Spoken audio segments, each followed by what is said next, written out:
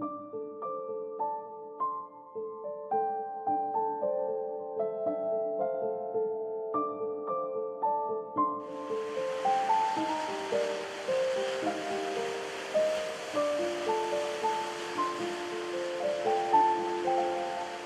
knew something was wrong the moment we arrived in the village. There was no official welcome, no curious faces coming to greet the renowned Dr. Samuel West, oceanographer, explorer, and uncovered of the sea's secrets, as some like to say. Instead, the place was silent.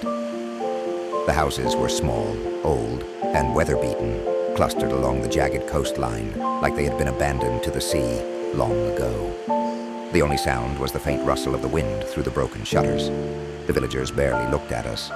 When they did, their eyes were cold, distant, as though they'd already resigned us to whatever fate awaited us out there in the waves. They knew what we were here for. Disappearing boats, missing fishermen, wrecks that were never found, stories whispered through the dark like ghost tales, generations of loss. But no one ever talked about it openly, at least not to outsiders. That's what drew me here.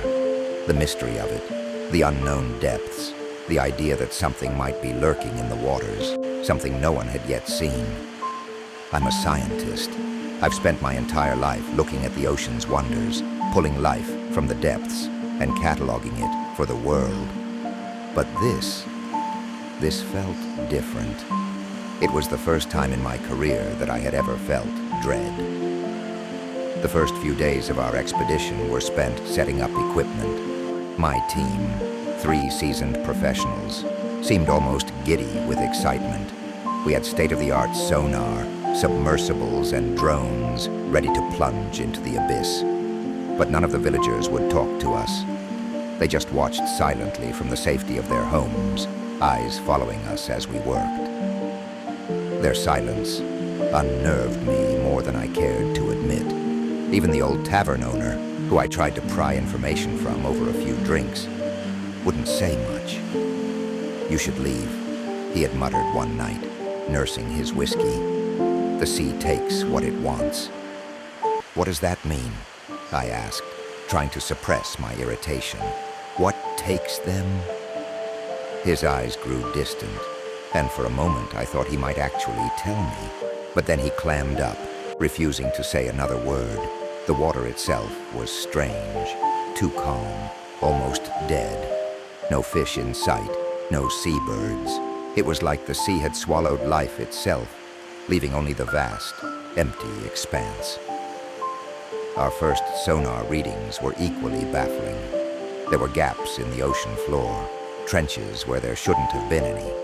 It was like the seabed had been carved out by some enormous force, the type that should have left geologic evidence of its existence, but there was nothing. Seismic activity?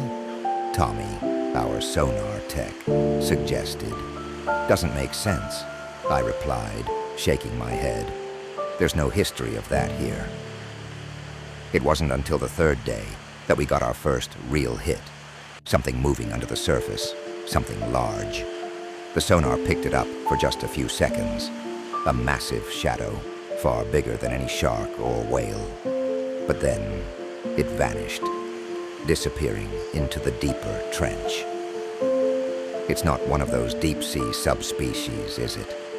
asked Beth, our marine biologist. She was trying to keep her voice calm, but I could see the tension creeping into her eyes. "No," I muttered, staring at the screen. "Whatever that was. It's too fast, too organized." The next few days were hell. That night, our first diver disappeared. Darren, one of the most experienced divers I'd ever worked with, vanished without a trace. He'd gone down to inspect a strange outcropping near the trench where the sonar ping had appeared. His camera feed cut out after 5 minutes, the last image showing something strange. A flicker of light, like bioluminescence, but larger than anything I'd seen before. We combed the waters for hours, sending down drones and sonar pings, but Darren was gone. The ocean had swallowed him whole, leaving nothing but an eerie silence in its wake. After that, the fear began to set in. Beth refused to go back into the water. Tommy stopped talking altogether, his face growing pale and gaunt. I tried to keep the team together, to convince them that we were close to a breakthrough, that Darren's disappearance had to be an accident. But I knew something was out there. On the fifth night, Beth woke me, her face ghostly in the moonlight. "Come quick," she whispered, her voice trembling. "There's something in the water."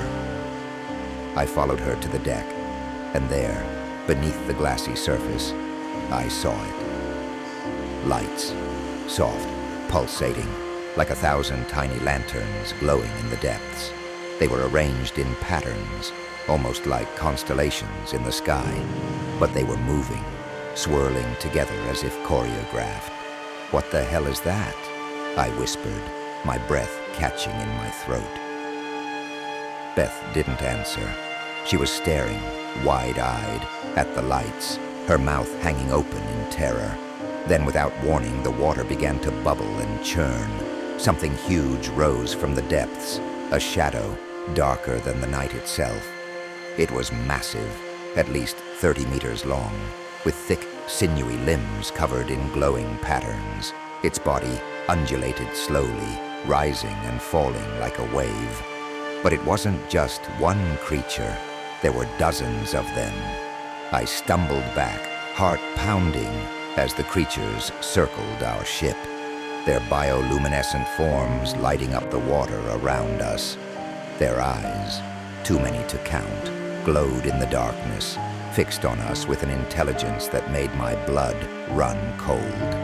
"They're watching us," Beth whispered. "They've been watching us the whole time." The creatures weren't just hunting. They were studying us, waiting for the right moment to strike. Darren hadn't been a random casualty. He had been taken. They had planned it. I tried to run, to grab the radio and call for help. But as I turned, I saw Tommy. His body was twisted unnaturally. His neck snapped. I hadn't even heard it happen. Beth was next. She let out a short, sharp scream before she was dragged overboard, swallowed by the churning, glowing sea. Her scream cut off abruptly, leaving nothing but the sound of the waves crashing against the hull. "I'm the only one left now." The creatures have gone, for the moment, but I can feel them. I can feel their eyes on me, waiting for me to make a mistake. I don't know what they are, or where they came from, but I know they aren't just predators. They're smart. They've been here for centuries, hiding in the depths, waiting for the right time to rise. We were nothing more than prey to them, an experiment in fear. And now they know we're here. The ocean has never been yours. It's theirs, and they're coming for us all.